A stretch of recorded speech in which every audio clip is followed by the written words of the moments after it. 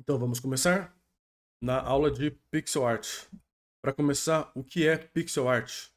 Pixel art é um estilo de arte em que os pixels são os elementos principais da composição. E para que isso existe? O que é isso exatamente na prática, né? O pixel art surgiu por limitações de hardware. Ele é feito de quadradinhos porque pequenos quadradinhos era tudo que existia na época de jogos antigos para conseguir trabalhar com arte para jogos. Então, a tela era muito menor. Você comparar tamanhos de 200 por 300 aproximadamente de tamanho de tela para consoles antigos, para hoje que a gente tem 4K de milhares por milhares de pixels que a gente está trabalhando, realmente era uma época completamente diferente. Então, cada pixel precisava contar. Além disso, também tinha outras limitações. Por exemplo, por causa do hardware, a quantidade de cores que você tinha disponível para usar também era muito menor. Porque para você dizer que em lugar X existe a cor Y, você precisava usar uma quantidade específica de bytes para dizer que aquela cor é realmente aquela cor. Uma sequência de bits, uma sequência de zeros e uns. Quanto maior a sequência de zeros e uns, mais cores você pode usar, mas também, ao mesmo tempo, o hardware era limitado e não permitia que você tinha tantas cores assim para usar. Além disso, o armazenamento também é diferente. Hoje em dia é comum, você pode ter um pendrive de 1 GB, de 2 GB, mas antigamente você comemorava quando tinha megas de espaço de armazenamento e não gigas, e não teras, como existe hoje em dia. Então não fazia muito sentido você tentar criar imagens enormes, porque realmente não tinha como armazenar tudo aquilo. E mesmo assim, hoje existe uma nostalgia muito grande para você construir esse tipo de jogo. Muita gente cresceu com jogos mais antigos, e se você quiser capturar essa essência, então você replica o estilo artístico que foi criado naquela época. Então é uma justificativa completamente válida para você revisitar esse elemento ainda nos dias de hoje. Outro ponto extremamente importante é porque pixel art ele é um dos estilos artísticos com maior facilidade e velocidade de desenvolvimento. Quando você entende tudo, entende a prática, entende a teoria, você consegue criar artes e elementos para os seus jogos, para animações, de forma muito mais rápida, de forma muito mais fácil. Então, jogos indie, por exemplo, usam com muita frequência o pixel art por causa disso. Então vamos começar na base, então. Temos os quadradinhos, temos os pixels. O que a gente faz com isso? Primeiro, a gente precisa lembrar que precisamos de uma estabilidade, uma frequência e consistência em cada coisa que a gente vai fazendo. Então, se a gente vai fazer uma linha, a gente vai fazer uma curva, tem que estar sempre manter um padrão, manter uma lógica. Então, temos o exemplo errado e o exemplo certo aqui nessa imagem. Se você for fazer uma linha, mantém um pontinho, um pontinho, um pontinho, ou dois pontinhos, mas não vamos tentar evitar instabilidade. E aqui as coisas ficam um pouco mais simples. A gente precisa ser realmente minimalista. Então a gente só usa os pixels que a gente vai realmente precisar usar. E isso faz com que a sua arte fique muito mais bonita. Então nós temos aqui um exemplo. Vamos fazendo um S com pixels, mas não fica tão bonito, tá um pouco feio, tá distorcido. Então, como que a gente embeleza isso? Primeiro a gente seleciona, a gente percebe aqui quais são os pixels que realmente estão sendo usados e quais não estão sendo usados. Eu coloquei em vermelho os que não eram necessários. Com isso, a gente consegue remover eles, eliminar eles. E criar aqui no final uma arte muito mais elegante, muito mais bonita. E com esse tipo de lógica, a gente vai construindo os elementos que a gente constrói com pixel art. Mas tem um detalhe: cada pixel conta. É uma regra absoluta que você elimina tudo sempre? Não. Nesse caso, aqui a gente pode ver que nas pontinhas desse desenho de escudo, ele tem um pixel extra aqui, um pixel a mais formando uma ponta. Mas tudo bem aqui, porque isso faz parte da composição. Isso daqui ajuda no formato do escudo dele ser pontudo na parte de cima e embaixo mais arredondado para formar, junto com a sua imaginação, formar um formato com pontudo nas laterais e arredondado embaixo. De forma semelhante com a gente vai estar fazendo um baú. Em cima, ele corta esses pixels desnecessários. Embaixo, não. Embaixo está reto. E que isso constrói na imagem? Que é um formato de baú que está arredondado em cima e reto e quadrado embaixo. Quando você coloca esses elementos de forma intencional, é algo aceitável. Mas se não, você tenta sempre deixar o seu sistema mais simples. Tá, e como que a gente faz tudo isso na prática? Levando para o próximo nível, né? Eu vou usar vários exemplos para ajudar a construir isso. Primeiro, você pode criar um sistema onde todas as linhas são realmente bastante simples. Linha única, minimalista, só em alguns pontos específicos que você vai quebrando essa regra, mas de forma geral você mantém uma única linha e linha simples. Como é feito em Undertale, que eu estou mostrando aqui. Mas as linhas também podem ser de forma um pouquinho diferente. Se você souber o que está fazendo e for realmente intencional, você pode deixar as linhas um pouco mais grossas. Esse daqui é do jogo Pocket Bravery, um jogo brasileiro. E nessa situação específica, ele está usando as linhas um pouco mais grossas. Mas tudo bem, por quê? Isso forma um elemento mais cartunesco. Isso dá mais detalhes na apresentação dos personagens. E dependendo da forma como eles são apresentados, é um pouquinho mais cartunesco. Então, é um pouquinho mais gibi, mais desenho animado, e isso forma. Isso faz sentido aqui, nesse caso, aplicar linhas um pouco mais grossas e de grossura variável, mas isso é uma coisa controlada. Isso não acontece, por exemplo, em todo jogo, só em certas situações. Da mesma forma, o seu contorno, que forma a base do desenho, também pode ser colorido. Isso daqui é do jogo do Super Mario, e você pode ver os Koopalins, que tem o detalhe do cabelo diferenciado. Tem um cabelo verde, cabelo azul, cabelo um pouco amarelo aqui, o azul, amarelo, detalhe cinza da cabeça, rosa, rosa. O que isso faz? Isso faz com que seja criado um elemento um pouco tridimensional na linha. Então, ou seja, essa linha, essa linha de contorno, age ao mesmo tempo como uma separação entre o objeto e o fundo, mas ao mesmo tempo dá mais informações sobre o objeto. Complementa a cor que está sendo transformada ali. Então, quando que você faz isso? Depende. É uma escolha artística e dependendo da situação também. Talvez você, como ajuda para você criar um contorno um pouco mais claro, quando você for criar efeito de luz e sombra, você pode fazer com que o contorno também receba esse efeito de luz e sombra, mas quando ele fica mais claro, ao invés dele ficar branco, ele fica com um tom da base do desenho, da cor, no caso, a cor do cabelo deles, que como a luz vem de cima, você pode fazer mais claro, obedecendo a cor, e embaixo, preto, que está mais perto, próximo do chão.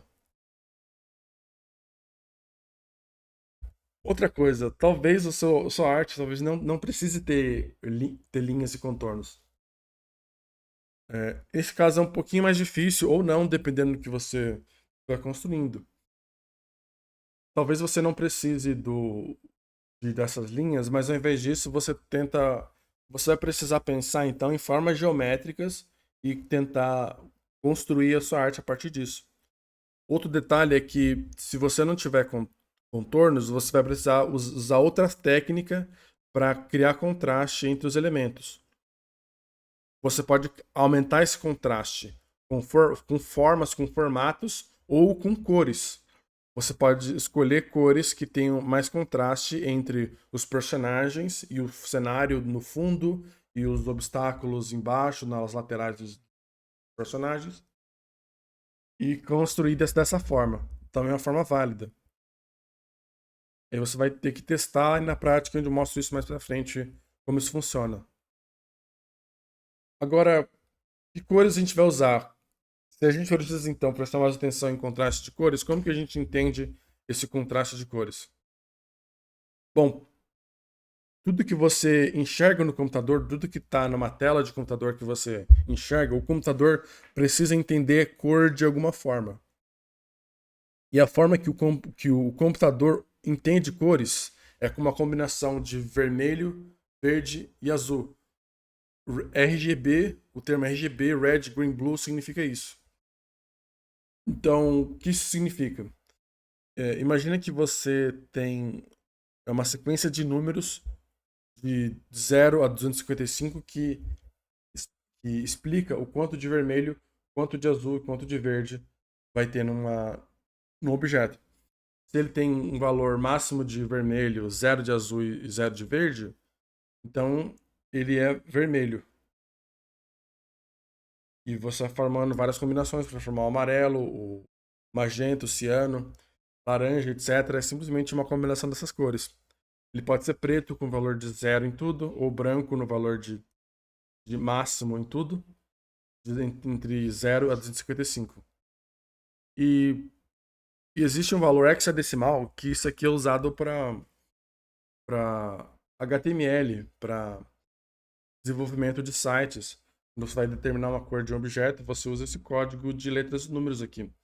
Mas isso daqui é só uma conversão desses valores aqui, de 0 a 255. Do quanto de vermelho, verde e azul existe no objeto.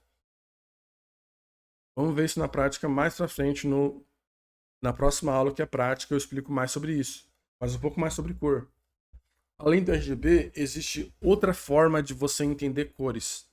O computador não usa aquilo, mas a gente precisa de uma nova visão, uma nova perspectiva para a gente usar uma técnica de alteração de cores que eu vou mostrar daqui a pouco.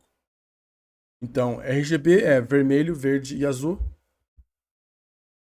Em composição, vai formando todas as cores. Outra forma é o HSV, Hue, Saturation e Value, ou, em português, matiz, saturação e valor. O que é matiz? Matiz é o elemento da cor. Que cor é essa se você fosse falar, ao invés de você falar em hexadecimal, em valores de 0 a 255, se você fosse parar e encarar uma cor que você ia dizer, aquilo é vermelho, aquilo é laranja, aquilo é amarelo, aquilo é azul, aqui nesse gráfico, nessa pizza de cores aqui do lado, o que é isso daqui? Essa é a matiz, o elemento da cor. E a partir dessa base de cor, a gente pode fazer algumas variações. Primeiro, a primeira variação é a saturação. O que é a saturação de uma cor? É o quanto ela está pura ou misturada com um gradiente de preto e branco. Se você pensar num vermelho extremamente vibrante, um vermelho mais puro possível, ele tem uma saturação alta. Agora, se você pensar nesse vermelho começando a ficar envelhecendo, começando a ficar sendo puxado para o preto e branco, então ele vai se transformar numa saturação mais, mais vazia. Os valores de preto e branco eles têm a saturação menor e então tá um elemento mais puro, mais preto e branco e menos o vermelho, menos o amarelo verdadeiro, menos o azul, etc. E depois da saturação temos o valor. Isso daqui é o quanto uma cor está puxada para o preto ou para o branco. Então, um vermelho mais escuro está mais próximo do preto, um vermelho mais claro está mais próximo do branco. Para que serve isso? Por que você está pensando em formato diferente de cores? A base da cor, o quanto ela está próximo do preto e branco e o quanto de branco e preto tem na combinação de cor. É porque existe uma técnica de seleção de cores para pintura digital. Isso daqui serve não só para pixel art, mas como também pintura digital em geral. Vamos lá, o que a gente serve para que a gente usa isso? Primeiro, existe uma separação de cores, uma forma de classificar cores que é cores quentes e cores frias. São as cores quentes, são as cores mais puxadas para o vermelho, amarelo e laranja. E são as cores frias, as cores mais puxadas para o roxo, para o azul e para o verde. Com essa divisão aqui das cores quentes e das cores frias. Tá, onde eu quero chegar nisso? Eu chego lá. Quando você vai pensar em escolher quais tons de cor você vai pensar, se eu vou fazer um elemento com muita luz, com muito brilho, você quer criar um efeito de luz e sombra no objeto bem bonito. Você não usa simplesmente uma alteração de cores de escuro e claro. Botando aqui, você não usa simplesmente o velho, você não vai só puxar o, o vermelho mais pro branco para você o brilho, e não vai só puxar o vermelho mais pro preto para deixar um vermelho mais escuro. Você vai usar também o hue. Você vai também alterar a outra forma de cor, que é a cor ser escura ou fria. Desculpa, da cor ser quente ou fria. Então, vermelho é cor quente, azul é cor fria. Como assim? Quando você vai fazer a sombra de um objeto, você também, além de puxar mais para o preto, mas reduzir o valor, você também altera o hue mais para o azul. Então, a sombra de um objeto precisa também ser mais puxada para as cores frias. E o brilho de um objeto precisa ser puxado para as cores quentes. Temos aqui um exemplo prático disso.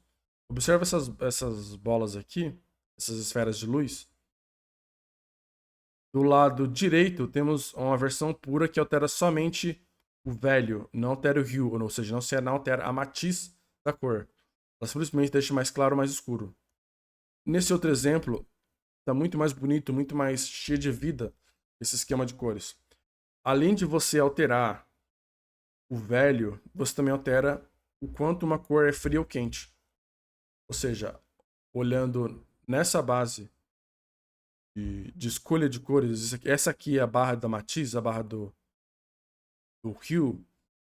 Então você vai alterando isso, puxando mais para azul quando a cor é, é de sombra e puxando mais para o vermelho quando é uma cor de brilho. Nisso você tem uma escolha de cores, você cria uma base de cores. Com as cores já selecionadas, você vai criando o seu elemento. Observa como aqui está mais sem graça a cor, e aqui está mais interessante. Isso é bem. Isso é muito bacana para você construir a escolha das suas cores. E tem mais algumas coisas. Como é que a gente escolhe as cores para um cenário? Como é que a gente escolhe as cores para um personagem? Existem também relações entre cores. É, cores complementares, elas são cores que estão no lado oposto nesse anel de cores.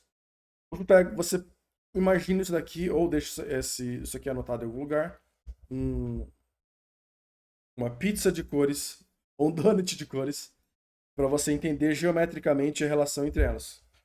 Se você pegar duas cores de lado oposto, ou seja, cores complementares, elas constroem entre si um contraste muito forte. Para que você quer duas cores com contraste muito forte? Então, dois exemplos. Você tem um personagem e você quer que um elemento do personagem se destaque. Por exemplo, os olhos do personagem têm algum poder e você quer que aconteça alguma coisa. Ou então, a espada do personagem você quer que tenha destaque. A forma de fazer isso é com cores que se contrastam. Outra coisa, você quer que haja mais contraste entre o personagem e o fundo do cenário. Como você faz isso? Também escolhe cores opostas nessa linha aqui. Ou então você quer o contrário. Você quer que haja mais coerência entre as cores que você seleciona para um personagem. Você pode pegar um grupo de três cores em seguidas e são cores análogas.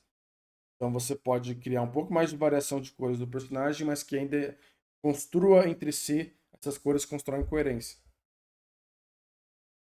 Em uma terceira situação, você quer que haja três elementos principais de uma cena, ou você tem um puzzle que precisa de três tipos de elementos, por exemplo, um puzzle com três botões, ou três alavancas, ou três tipos de porta, e você quer que seja visualmente claro para o jogador, que está fazendo tá observando o jogo que você está criando, ou uma animação que você está criando que são elementos únicos que se destacam. Você pode fazer uma dessas cores pode ser o cenário e os outros elementos assim. Mas você quer que tenha 3 cores de base de contraste. Então você forma um triângulo aqui para juntar essas cores, para selecionar essas cores. Você já tem um conjunto de cores que vai te servir muito bem para isso. Mas se eu te dissesse que isso daqui é tudo que eu tô falando de cores, você não vai precisar se preocupar tanto com isso. É bom que você tenha isso em mente. Mas isso daqui é só para você alterar algumas bases de cor, algumas cores pré-selecionadas para você. Por quê? Porque você tem várias opções para já ter uma escolha de cores prontas para você. Existem sites como esse daqui, o Lospec. Eu estou deixando o link aqui para você acessar. Ele vai mostrar para você várias paletas de cores. E o que é isso? Vários conjuntos de cores que você constrói, a partir daquilo vai construir a sua obra, a sua arte. Ou seja, assim fica mais fácil, não precisa se preocupar com todas as regras que eu mostrei lá embaixo, eu mostrei lá atrás. Por quê? Como assim? Então por que eu mostrei todas as regras se você não vai se preocupar com isso? Você vai, na verdade. Esse é um facilitador e eu uso essas paletas de cores, mas às vezes não tem exatamente a cor que você precisa. Às vezes você pega uma paleta, nossa, mas eu preciso de um tom de cor parecido com isso, mas não é exatamente isso. E você já entende as regras de como selecionar as cores. Agora, é isso daí, você já é um mestre das cores. Então vamos para a próxima técnica. Dithering é uma forma de você construir, mesmo com uma paleta de cores mais limitada, construir essas transições de cores. Se você não tem. Se você está usando uma limitação de cores mais pesada, ou se você quiser criar alguns efeitos interessantes, existe a técnica de dithering, que é você criar, a partir de espaçamento de cores, você criar um, criar um efeito de transição que respeite as regras do pixel art. E aqui eu tenho um exemplo da capa de um jogo, Return of the Obra Dinn.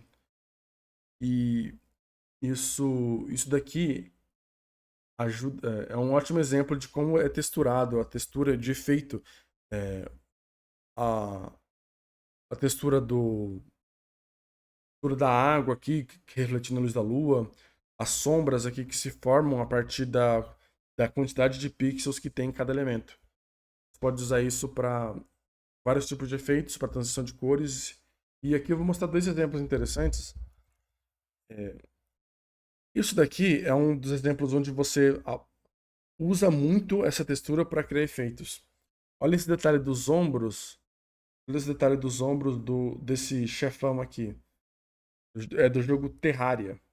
E como que tá criando esse efeito de textura ao mesmo tempo que se combina com luz e sombra. Existe aqui bem na ponta do ombro um tom mais claro que vai se escurecendo conforme vai se aproximando do resto do personagem.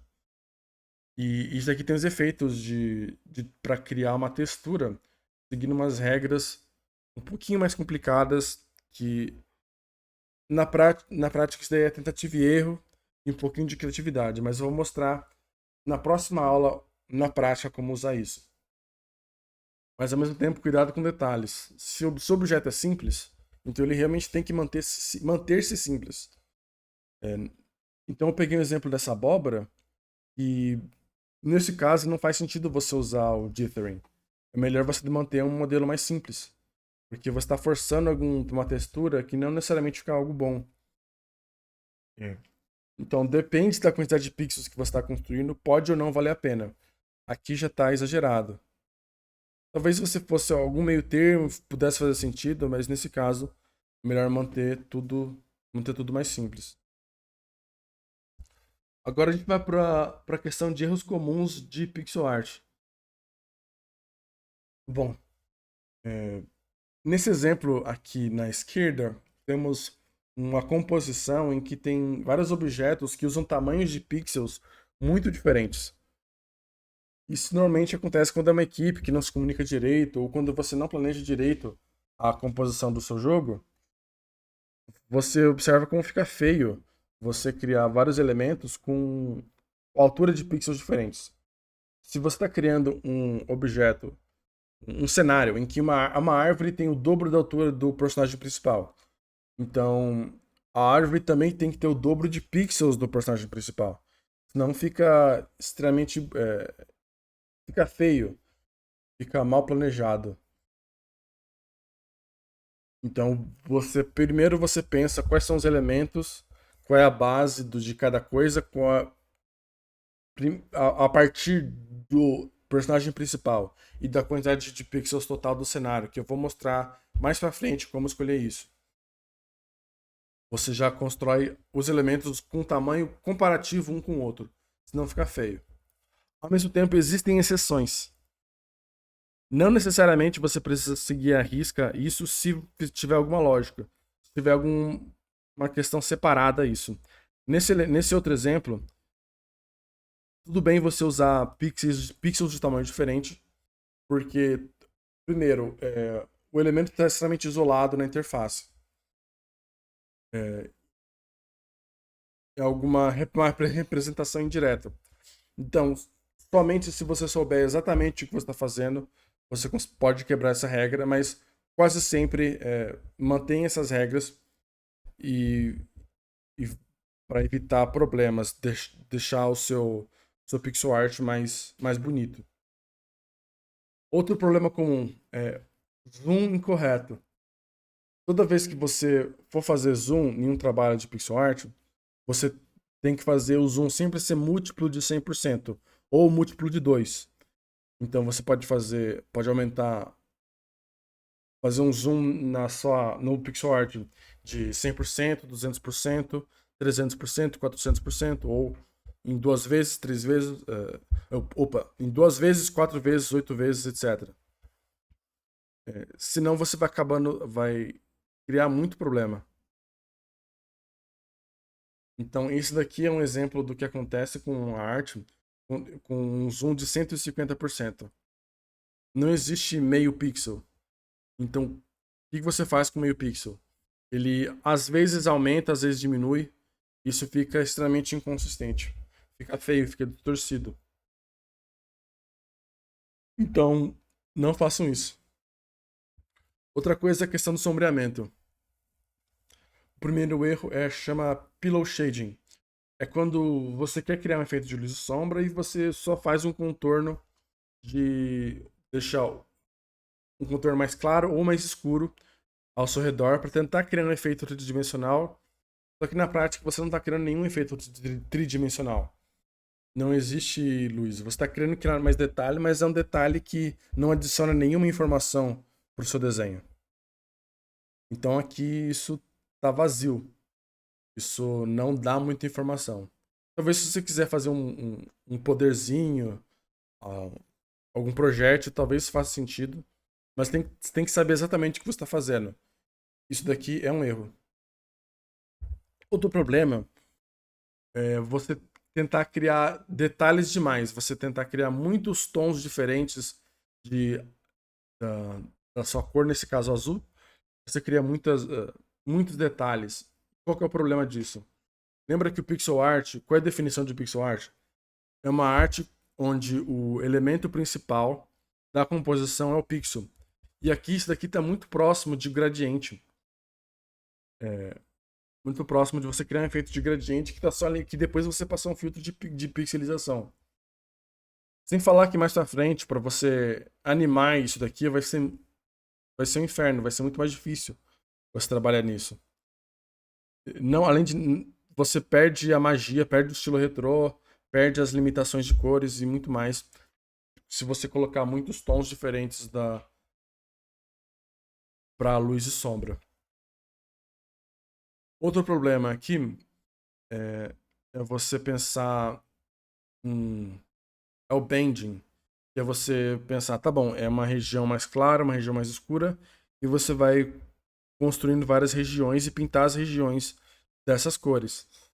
Só que tem um grande problema, porque você precisa pensar que, mesmo que você esteja limitado por quadradinhos, por pixels, e mesmo que você esteja limitado por uma situação 2D, você ainda precisa passar um formato 3D pro seu desenho. Então, como que você faz isso? Tenta imaginar uma esfera e imagina um ponto de luz passando sobre essa esfera. O que que tem aqui? Tem um ponto um pouco mais claro e tem uma transição rápida. A transição do lado escuro para o lado claro é muito mais pequena, é muito menor. Então, com isso, você tem um objeto mais consistente, mais bonito e que faz mais sentido. Outro erro comum é você salvar no formato errado a sua arte. Arquivos de imagem, eles foram desenvolvidos para trabalhar com imagens bem maiores. E então eles tentam sacrificar o tamanho, a qualidade da imagem para manter sacrificar a qualidade da imagem para melhorar o espaço de arquivo da imagem. Então, o JPG ele faz um pouco disso, o WebP faz ainda mais de arquivo de imagem para tentar otimizar. Imagina que o Google ele está mostrando zilhões de imagens para zilhões de pessoas e ele precisa carregar tudo aquilo, ele precisa mandar aquelas imagens para as pessoas. Mas e o custo de servidor daquilo, o que ela faz? Piora a qualidade da imagem e manda uma imagem pior para todo mundo. Redes sociais, lidando com quantidades absurdas de imagens, fazem isso também. O WhatsApp usa isso, ele piora com pouca qualidade da imagem também. Também depende do tipo de arquivo que você está trabalhando, também tem relevância nisso.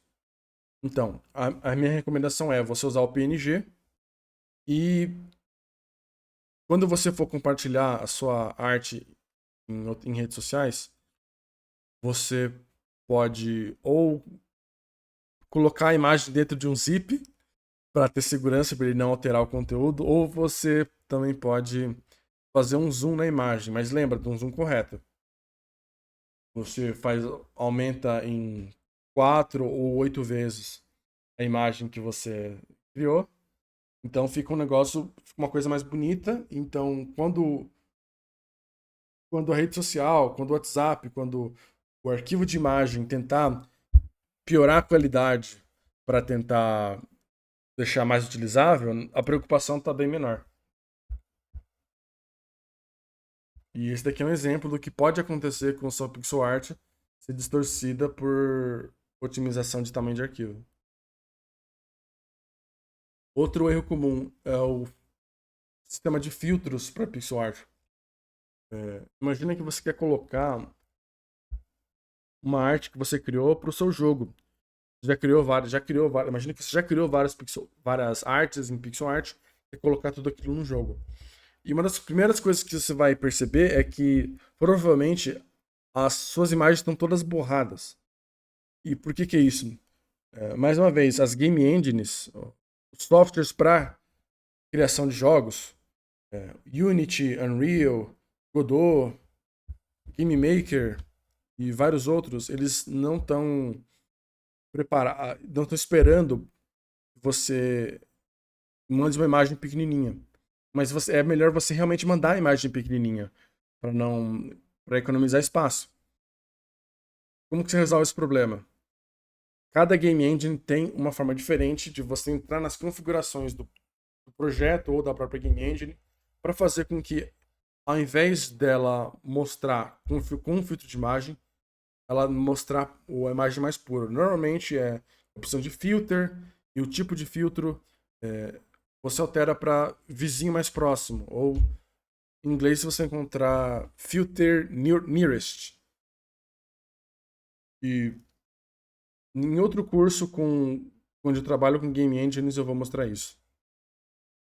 Mas é bom que você saiba que isso existe, então você já pesquisa quando é hora de você usar na prática, você vê de game engine e tal, como alterar a pixel art, como remover o borrão, como deixar mais como deixar melhorar a imagem. Tá, e agora, como é que a gente vai realmente aplicar na prática tudo isso? Como é que a gente usa todos esses elementos? Bom, Existem alguns softwares que ajudam muito nisso. Existem softwares pagos, softwares gratuitos, existem softwares especializados em pixel art e softwares de arte digital em geral que você pode usar também para pixel art com certa configuração. A minha recomendação é você usar realmente esses softwares especializados em pixel art, porque isso vai te economizar muito trabalho. Mas se você realmente já estou acostumado com um software X que eu já desenho, tudo bem, talvez para você especificamente seja melhor manter esse software.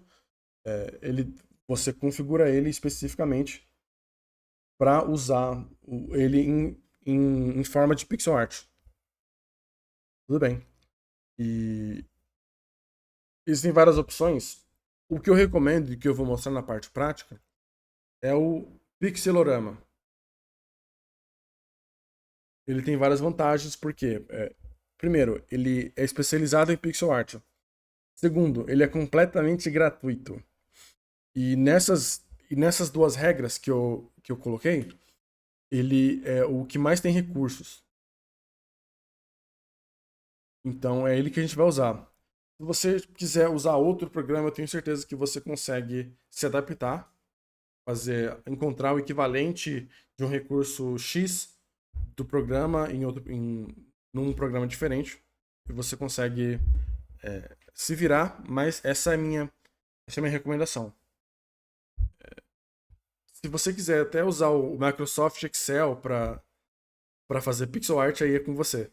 Mas minha recomendação é essa, e esse é o software que vou usar para aula prática. E se pareceu muita coisa, não se preocupe. A aula prática é justamente para esclarecer tudo isso. E eu vou mostrar várias artes de pixel art. Vou mostrar a criação de assets para jogos. E também mostrar um pouco de como você construiria uma animação com pixel art. Por essa aula é isso. Até a próxima.